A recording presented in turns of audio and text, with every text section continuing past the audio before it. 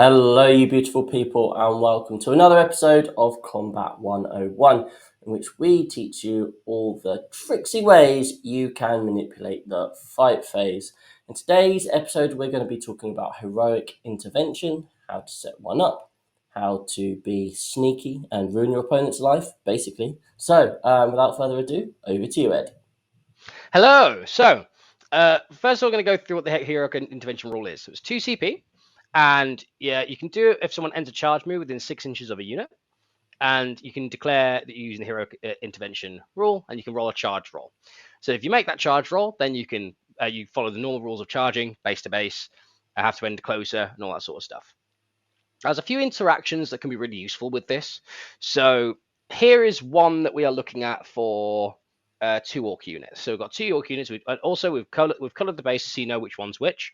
Something that I would recommend that you guys do if you're using a horde army, so that your opponent knows what's going on. So we're going to go into the intricacies of this setup here. It might look like it's just all mashed together, which, to be honest, it kind of is. But there is a method to the madness. Now, each one of these 2 orcs and 2 orcs here each have an 1.5 to 2 inch gap in between, which means you can fit an orc in between, right? So now that we've set up and all of these orcs are an inch away from here. Now, whilst playing a combat army now, they have 2 choices: to engage both this unit and this unit at the same time, or they can charge one unit and try and focus damage on it, which could be the red one, which could be here, etc., etc. But because these are an inch away, they probably would need to focus on the blue squad first and then try and focus on the red squad later. However, our poor 8-bound here are unwittingly going into a very lovely little trap that the orcs have sprung. So these 8-bound let move their turn, set up a lovely little charge, and now you've got now they're going to try and charge the blue orcs. Now, for realism, let's just roll what this charge is going to be. Let's see what it is.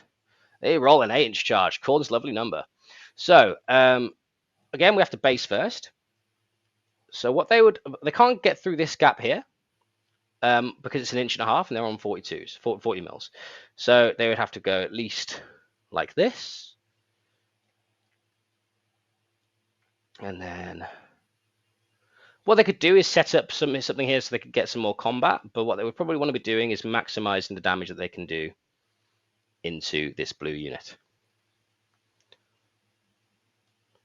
Like so. And now, heroic used to be after your opponent does all their charge moves, you then heroic. But now it's reactive.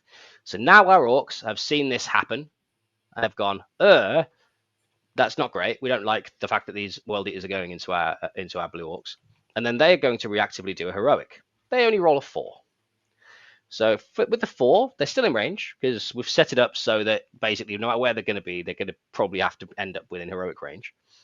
And now what we can do is sort of limit the amount of damage that you're going to do to this unit and manage to punch them back in between.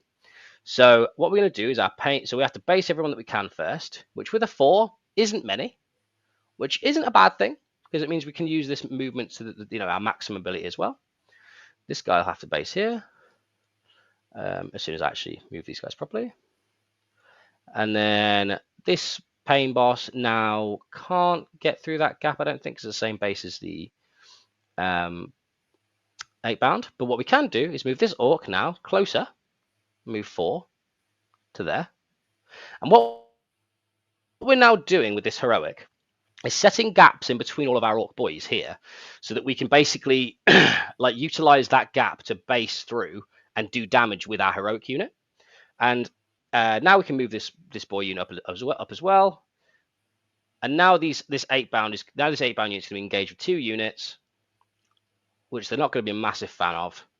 And we can move our war boss through to there to base with here. So now our war boss can attack and our pain boss can attack. And then the rest of our orcs just move into this gap. And it also means that now this red unit, because you've got strats within orcs to try and do some extra damage in combat and all that sort of stuff. But the main interaction here is you've now secured your primary. You've now limited the amount of damage that they're going to do to your blue squad because now they've got to worry about um, this squad as well. And your blue squad can still pile in and consolidate. So what you could do now is when these 8-bound attack is remove the blue squad, because the 8-bound will attack first. The 8-bound will attack, and you remove the blue squad over here, and then you could basically if you have like a 3-inch engagement strat, you can attack everything into these 8-bound when these four dudes are gone with your pile in, and your 3-inch engagement range from these orcs. And you can use these heroics to guarantee primary. You can use these heroics to threaten the 8-bound with another unit, and these heroics can be used in various applications. You can do heroics from behind a wall, so you could have, like, let's say for instance they charge here and they don't immediately base to base with your 8-bound here. Let's say they're just off, and you have, like, I don't know, unit 10 Gretchen here. You could heroic with the Gretchen and then base, base, and base. So they lose 3 8-bound to attack into your orcs just because you base them with 10 Gretchen. So you can do stuff like that as well, which is super which is really, really powerful. But this is all about intricacies of where they put the models with the charge.